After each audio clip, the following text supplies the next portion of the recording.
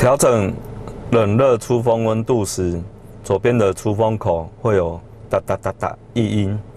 像目前画面所看到，目前温度是在最低。如果我们往上调到最高，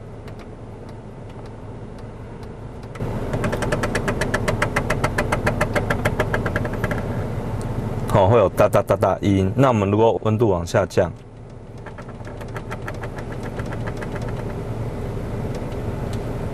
也都会出现异音。在调整出风模式的时候，可以发现左边的出风口这边会有异音。我们可以切换，比如说现在前出风、前除雾、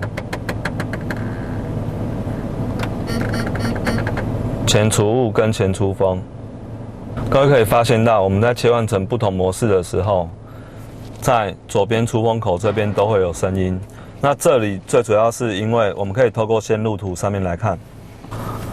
那最主要是因为在205的车型上面会有一颗 N16之11左侧空气分配的作动马达，就是这一颗的声音。那它的安装位置就安装在我们左侧的这个出风口，它的后面就在这个位置而已。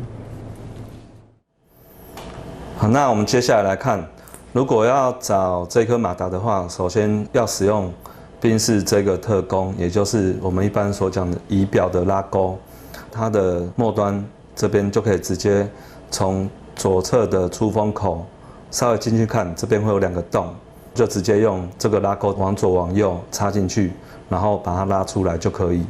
那一般根据经验建议的是，先从一边勾起来之后，再勾另外一边，会比2边同时拉出来得更方便，也更好勾出来。勾出来之后，就像我们右边所看到这个画面，如果我们切换出风的模式，我们可以看到这边的马达它就会开始做动。其实异音就是从这个机械阀门这边出现的。